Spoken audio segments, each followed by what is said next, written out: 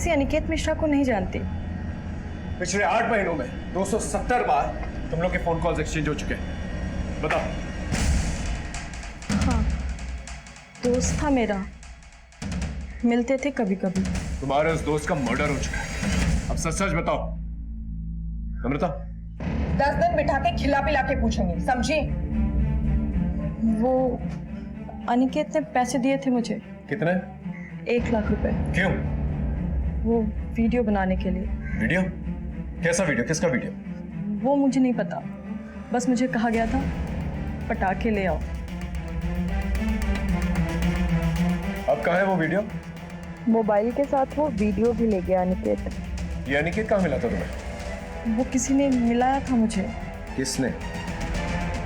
वो बाबा आदमी है, ऊपर तक पहुंच है उसके, नुकसान पहुंचा सकता है वो मुझे। तुम फिक्र मत करो, उसका नाम बता। बोलो। फूलचंद। वो ज्योति माँ का पति?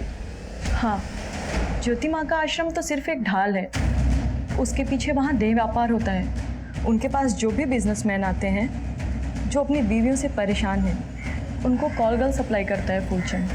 धर्म सर, एक रीडिंग टीम तैयार करो। इस आश्रम में और भी लड़कियां हो सकती हैं और उस फूलचंद के खिलाफ वारंट निकल। इस आश्रम से 2 हत्याएं जुड़ी हैं।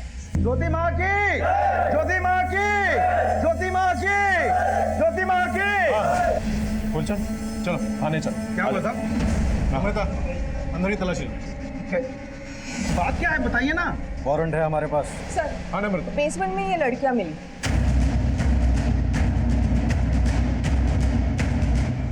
सबको साथ में लेके चलो। चलो।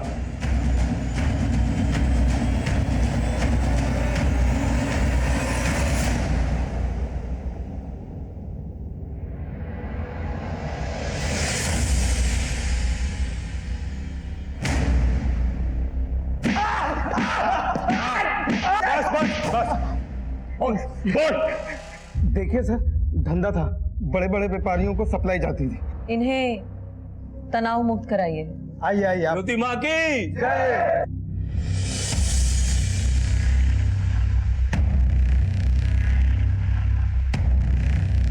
नहीं सर, मर्डर नहीं किया, हमने आज तक किसी को हाथ भी नहीं लगाया। अनिकेत मिश्रा की मर्डर की रात को उसके घर के आसपास क्या कर रहा था? मैं उसके घर कभी नहीं गया सर, वही मिलने आता था, फिर हम लोगों की दोस्ती हो गई। फिर मैंने पूछा शौक है क्या, तो बोला चलेगा। मैंने तृप्ति को भेज दिया, बात जम गई, मगर मैं घर कभी नहीं गया सर। नहीं गया तो नहीं गया। अच्छा, तो फिर ये कौन है? मैं ये नहीं हूँ, मैं तो उस दिन वहां था ही नहीं। उस दिन तो जगराता था, आप चाहो तो चेक कर लो। लोकल केबल ऑपरेटर ने टेलीकास्ट भी किया था। ये सोमेश शर्मा का और तेरा क्या चक्कर है? वो कंगाल आदमी, मेरा मतलब सर उसका तो धंधा खत्म हो गया था। और 6 अनुष्ठान करके 6 लाख रुपए लिए थे ना उससे। हाँ, ये भक्तों को मौत की धमकी क्यों देते तुम लोग? अब लोग ऐसे मानते कहाँ हैं? कि रिमांड लो। सर आपको लगता है सच बोल रहा है? बहुत पुराना चावल है, इसकी बातों में विश्वास नहीं किया जा सकता। पैसों के लिए किसी भी हद तक जा सकता है। इसके स्टेटमेंट को क्रॉस चेक करो। जिस तरह से तृप्ति ने फूलचंद के खिलाफ गवाही दी, उसी तरह से ज्योति माँ के खिलाफ कोई गवाह चाहिए नजर। बाकी भक्तों को तो प्रकोप का डर, लेकिन उषा और वीरा ने काफी नुकसान झेला। ज्योति माँ से नफरत भी है वो, लेकिन उन्होंने भी थाने में ज्योति माँ के खिलाफ कोई गवाही नहीं दी। सर, फुलचंद का स्टेटमेंट वेरीफाई किया है। उस रात वाकई मैं आश्रम में जगराता था। एक काम करो, पीसीआर को टीना की मौत की खबर किसने दी थी ये पता करो, शायद हमें कोई क्लू मिल जाए। Right sir. चलो चलो। मैं और मेरी टीम 2 नाव पे सवार थे, टीना और अनिकेत, और दोनों ही केसेस में दस्तकों का अंबार था, लेकिन फिर भी किसी ने कुछ नहीं सुना था। हमारी इन्वेस्टिगेशन के दौरान एक बात हमारे सामने आई जिसे सुनकर आप भी हैरान हो जाएंगे। मुझे लगता है अनिकेत के मर्डर के पीछे वो एमएमएस है। वो किसी का तो एमएमएस बना रहा था जिसे वो ब्लैकमेल करना चाहता था, और उसी वजह से उसकी हत्या हो गई। वो वीडियो उसके फोन में था जो मर्डरर ने उसे मारकर मिटा दिया। मिटाने वाले ने मोबाइल में से सारा डेटा इरेज कर दिया सर, ताकि सबूत ही ना बचे। सोचने वाली बात यह है कि वो किसका एमएमएस बना रहा था, और दूसरी तरफ सोमेश और वीरा के बीच में तनाव चल रहा था, और दोनों ही केसेस में ज्योति माँ कॉमन है। धर्म, ये पजल सॉल्व होने की कगार पे है। सर, हेलो, क्या? वीरा ने आपके खिलाफ एफआईआर दर्ज करा है। चलिए थाने लेके चलो। आप ऐसा कैसे लगा सकते हो? आप ऐसे नहीं लगा सकते। शांत हो जाइए आप सब। चलिए।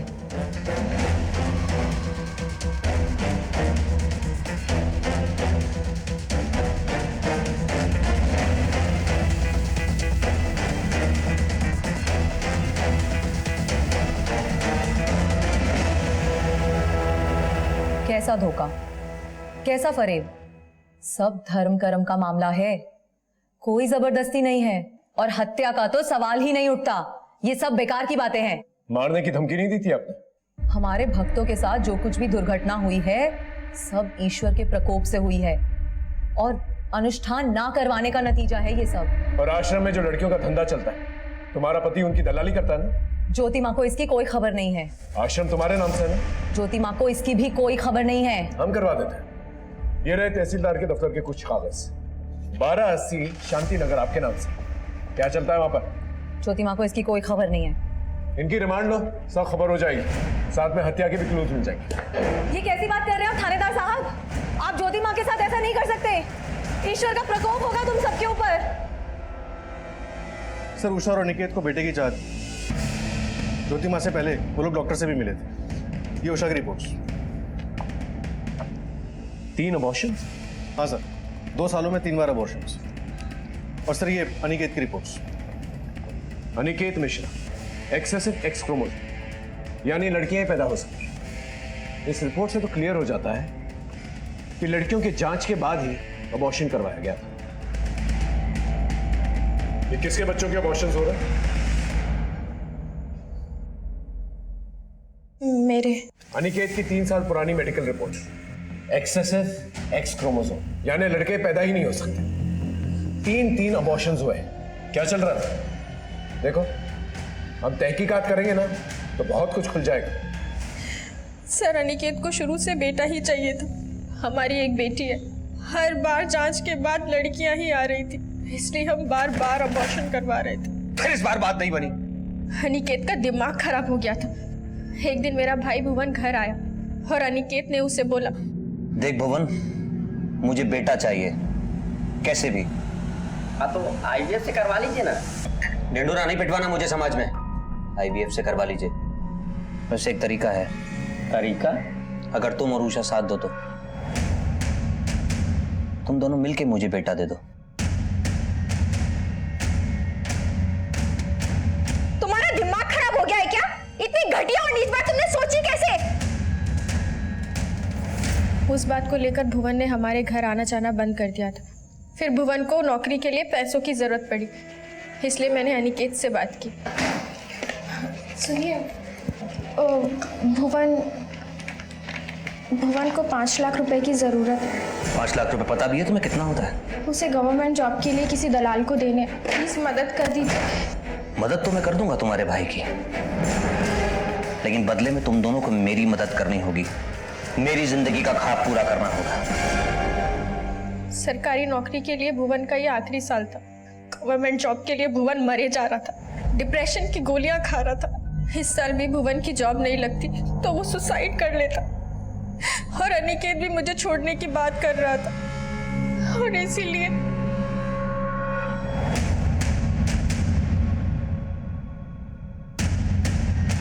इतना सब होने के बाद भी जांच में हर बार लड़कियां ही आ रही थी, इसलिए बार बार अबॉर्शन करवा रहे थे।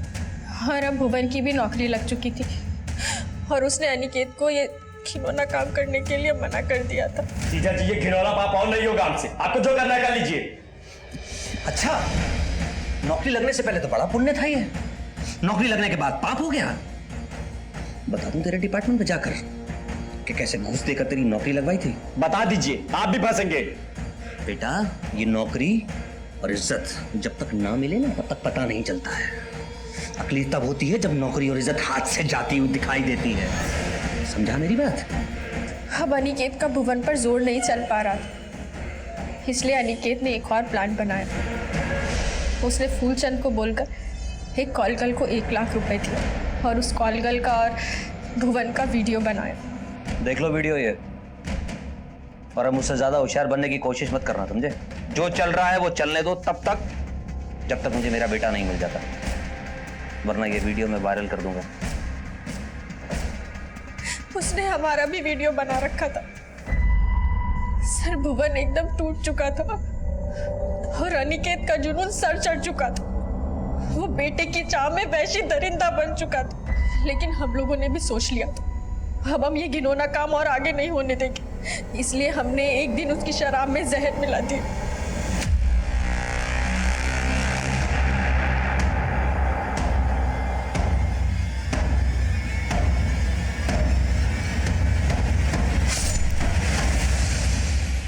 प्लान के मुताबिक हमें फूलचंद को ही फंसाना था, क्योंकि ये सारे घिनौने आइडिया फूलचंद ही अनिकेत के दिमाग में डाल रहा था। इसलिए एक खाली शराब की बोतल और 2 गिलास भी हमने ही गाड़ी में रखे। इसीलिए भुवन जानबूझकर लंगड़ाते हुए सीसीटीवी कैमरे पर दिखाई दिया, ताकि सारा शक फूलचंद पर जाए। बहुत ही भयानक और घिनौनी दास्तां थी।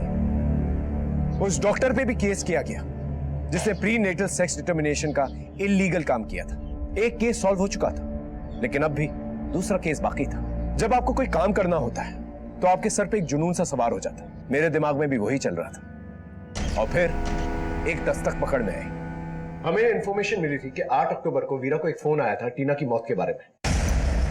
हेलो, लेकिन फोन रिकॉर्ड्स के हिसाब से 8 अक्टूबर को 7 से 10 के बीच में वीरा को कोई फोन ही नहीं आया। फिर वीरा को कैसे पता चला कि टीना की बॉडी तालाब में थी? मैं कम इन सर?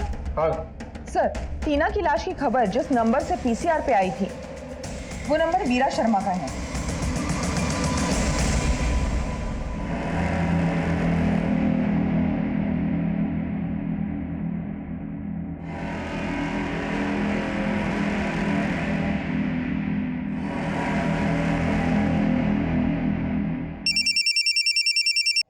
हेलो सर, अभी भी वीरा अपनी बड़ी बेटी बिन्नी के साथ टीना के मर्डर वाले स्पॉट की तरफ जा रही है।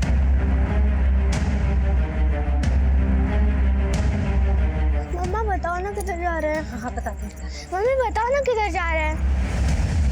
तुझे टीना से मिलाने लेके जा रहे हैं। मम्मी क्या बोल रहे हो? रुक, छोड़ उसे, छोड़ बच्ची को।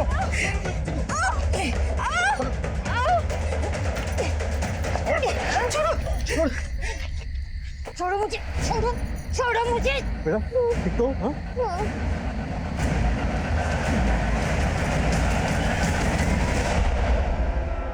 दिमाग खराब हो गया था इसका। मेरा ज्योति माँ ने बोला है कि अगर ये अनुष्ठान नहीं करवाए ना तो घर पे मौत मंडराएगी। हमारी बच्चियों में से किसी की। वो कुछ भी कहेंगे और तुम मान लोगे? खबरदार, आज के बाद बिन्नी या टीना को उसके पास लेके गए तो सब कुछ लुटा रहा था शोमिस ज्योति माँ के लिए। फीस ना दे पाने की वजह से बच्चों को दूसरे स्कूल में शिफ्ट करना पड़ा। तो ये आदमी हमारे सर से छत छीनना चाहता था। अपने पति की आंखें खोलने के लिए मैंने टीना को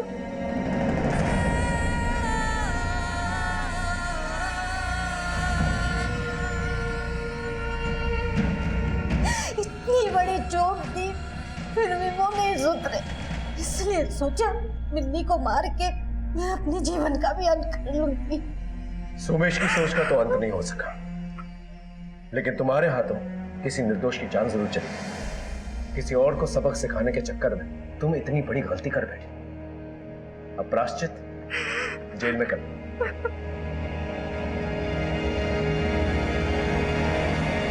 वीरा का मानसिक संतुलन खो रहा था, और वहीं अनिकेत, उस पर बेटे की धुन सवार थी, और इसी के चलते उषा का सब्र का बांध टूट गया। और फिर वो हादसा हुआ जिसे बोलते हुए शर्म आती है मुझे। उम्मीद है ये केस देखकर आपको कुछ सबक हासिल हुआ होगा। फिर मिलेंगे एक नए केस के साथ। तब केस आया मेरे पास, बिल्कुल इस शतरंज की खेल की तरह, बुरी तरह से बिखरा हुआ। हर एक मोड़ पे एक नया खतरा, एक नया चैलेंज।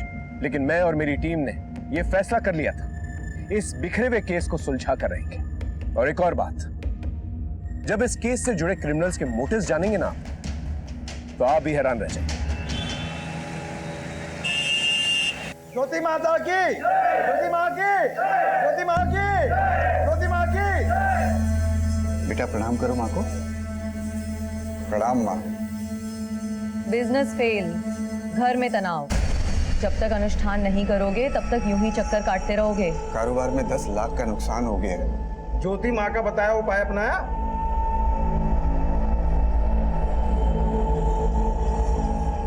जी नहीं। फिर जो हुआ है वो और होगा। ज्योति माँ की भविष्यवाणी याद है ना? मृत्यु मंडरा रही है तुम्हारे घर पे। जो अनुष्ठान बताया है उसे करो, नहीं तो मृत्यु निश्चित है। मैं करता हूँ। त्रिकाल रक्षा करे। 2 बेटियां हैं ना, 4 साल की और 10 साल की। जी माँ। आओ बेटी, इधर आओ। आजा आजा इधर आजा। हाँ इधर से आओ। जो कहा है वो करो, नहीं करोगे तो मरोगे। इधर आओ।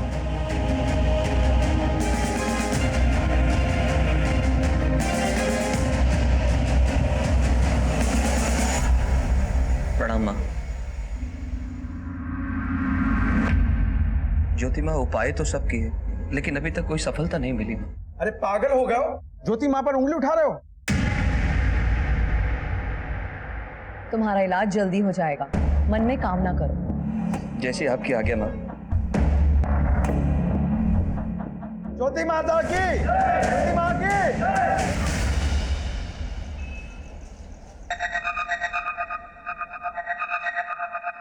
अनिकेत कॉफी।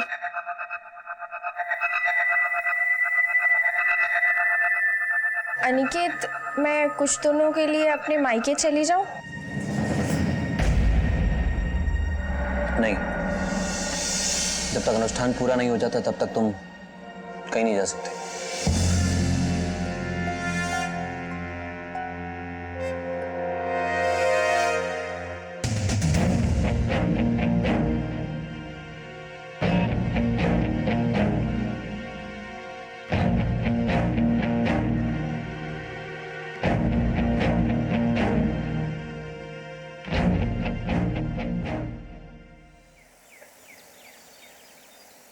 नीलम, बर्तन अच्छे से धोना। बिन्नी, बिन्नी, बिन्नी उठ जाओ। अरे स्कूल के लिए लेट हो रहा है बच्चा, जल्दी से उठ जाओ। अरे उठो, कितना सोती है लड़की। टीना कहाँ है? मुझे नहीं पता मम्मा। ठीक है, तुम जल्दी से रेडी हो जाओ, मैं देखती हूँ। टीना पता नहीं कहाँ चली गई सुबह सुबह। टीना, टीना, टीना।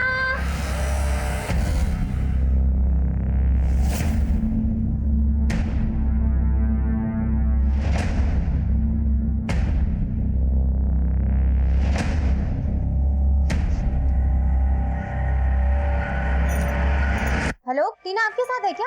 कैसी बात कर रही हो तुम? अरे टीना कैसे हो सकती है मेरे साथ? लेकिन वो तो घर में भी नहीं है। घर पे नहीं है मतलब? आप जल्दी से आ जाओ, मैंने ढूंढ लिया लेकिन मिल नहीं रही है। आप जल्दी से आ जाओ। मिली क्या टीना? नहीं मिली मम्मा। नहीं मिली। पता नहीं कहाँ चली गई मेरी बच्ची। क्या करूँ मैं अभी, कहाँ ढूंढूं उसे? शोमिश, शोमिश, टीना नहीं मिली अभी तक। नहीं मिल रही है मतलब क्या?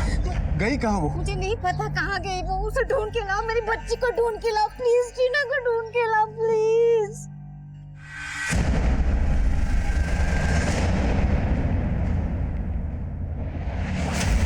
बदे मुझसे लेके जाओ। पर सर आपने तो खाया ही नहीं। नहीं, मेरा हो गया, लेके जाओ। Okay sir. सॉरी, आखिरी बार बच्ची को कब देखा? रात में सुला के उनके कमरे से निकली थी मैं। सुबह जब बिन्नी को उठाने गई कमरे में तो टीना नहीं थी सर। कितने बजे? 8 बजे। आप लोग सोते वक्त फ्रंट डोर लॉक करके नहीं सोते? करते हैं सर, लेकिन मेड, अखबार वाला, दूध वाला आते सुबह तो खोल देते। आपको किसी पे कोई शक? किसी ने कोई दुश्मनी निकाली हो या फिर? जी ऐसा तो कोई नहीं है। आप कहाँ थे जब बच्ची गायब हुई थी?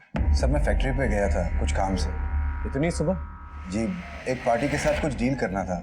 ठीक है, आप अपनी कंप्लेंट रजिस्टर करवा दीजिए, हम अपनी कार्रवाई शुरू करते हैं। धर्म, टेक चार्ज। सर आइए।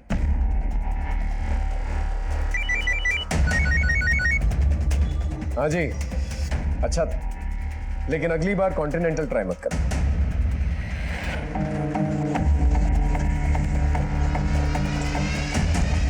साहब मैं 8:30 बजे आ जाती हूँ। तुमने कहीं टीना को आते जाते देखा?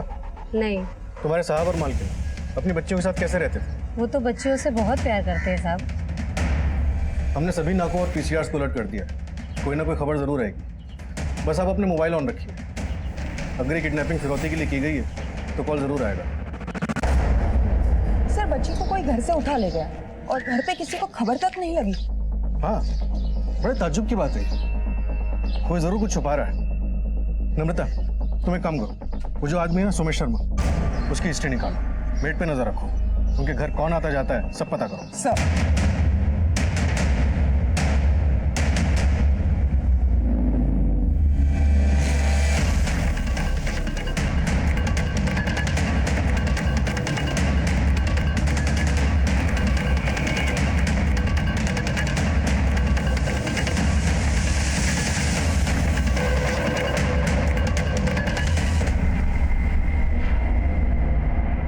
बॉडी को निकलवा।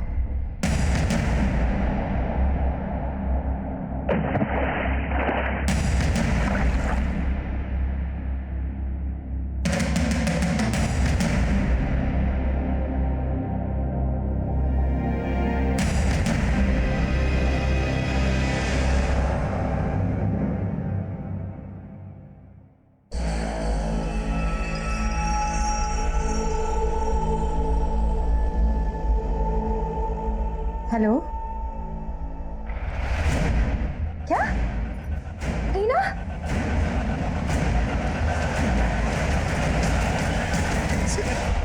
टीना, टीना, टीना, टीना मेरी बच्ची का क्या हो गया? टीना मेरी बच्ची, टीना, अरे बताओ उसको।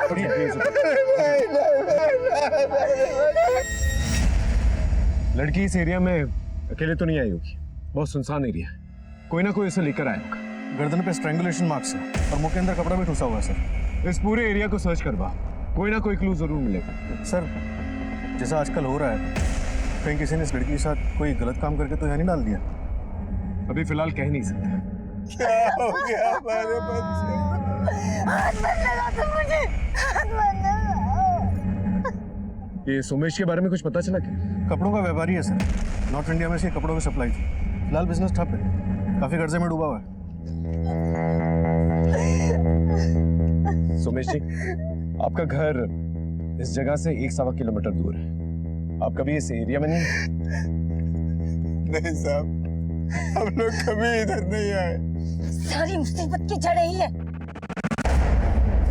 इसको पता था मेरी बच्ची मरने वाली है, जादू तूने से मार दिया उसने। अब कलेजे में पड़ गई डंडे तुम्हारे। क्यों जाके बोलो ज्योतिबा को, उसका भविष्य मैंने सच हो गया। अब किसको मारेगी वो, किसको खाएगी मुझे? ये ज्योति माँ का क्या चक्कर है? कुछ नहीं है साहब, बस मुझे कारोबार में बड़े झटके लगे थे साहब, बहुत नुकसान हो गया था। उसी सिलसिले में उनसे जाके मिल आया था। उन्होंने मुझे कुछ विधि अनुष्ठान बताए थे, मगर सर वीरा को ये सब बिल्कुल पसंद नहीं है। लेकिन वीरा ने तो कहा कि ज्योति माँ ने आपकी बेटी की जान ली थी। नहीं साहब, उन्होंने तो खाली भविष्यवाणी की थी। कैसी भविष्यवाणी? उन्होंने कहा था साहब, मृत्यु मंडरा रही है तुम्हारे घर पे। 2 बेटियां हैं ना, 4 साल की और 10 साल की। जो अनुष्ठान बताया है उसे करो, नहीं तो मृत्यु निश्चित है। क्या उपाय बता थे? साहब उन्होंने 2 लाख रुपए का हवन करने को कहा था, मैं नहीं कर पाया, मैं नहीं बचा पाया अपनी बच्ची को साहब। ये ज्योति माँ कहाँ रहती है? यही सदर बाजार में उनका आश्रम है साहब।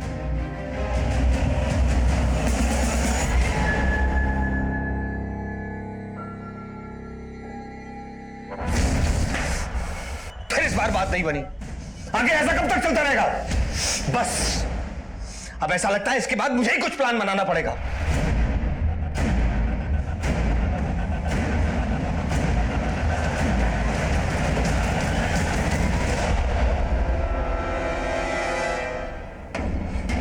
नमस्कार ज्योति मैम, आपसे एक केस के सिलसिले में बात करनी थी।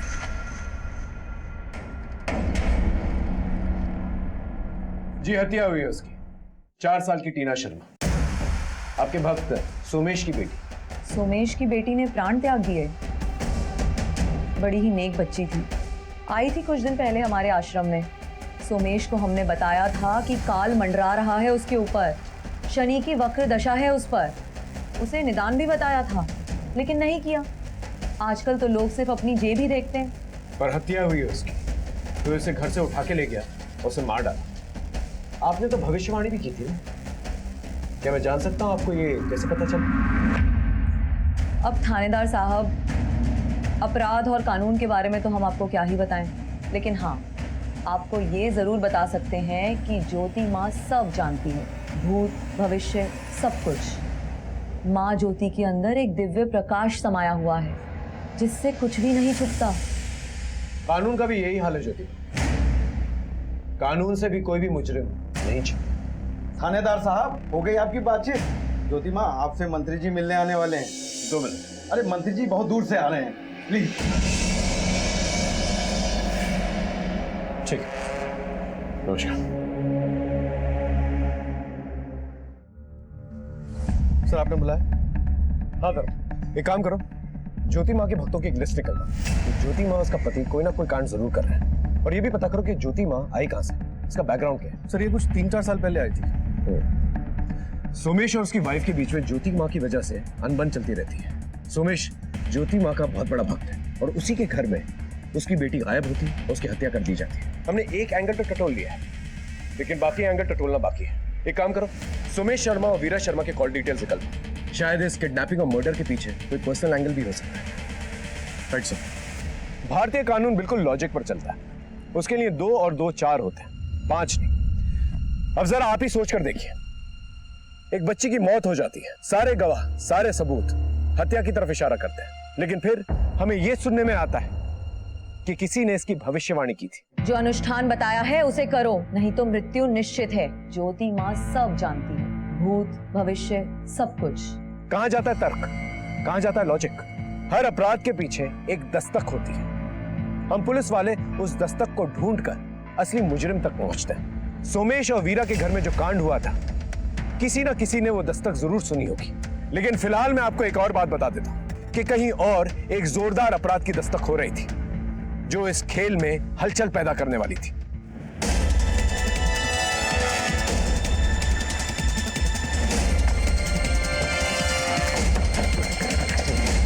गुड मॉर्निंग सर, आइए इस तरफ।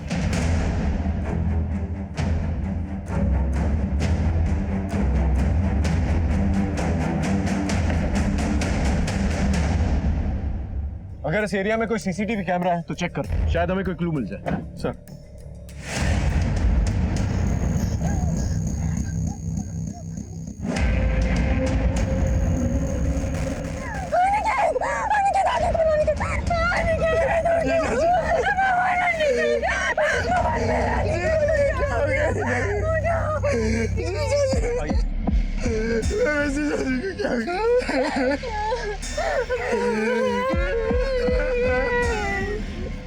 ये अनिकेत की वाइफ है?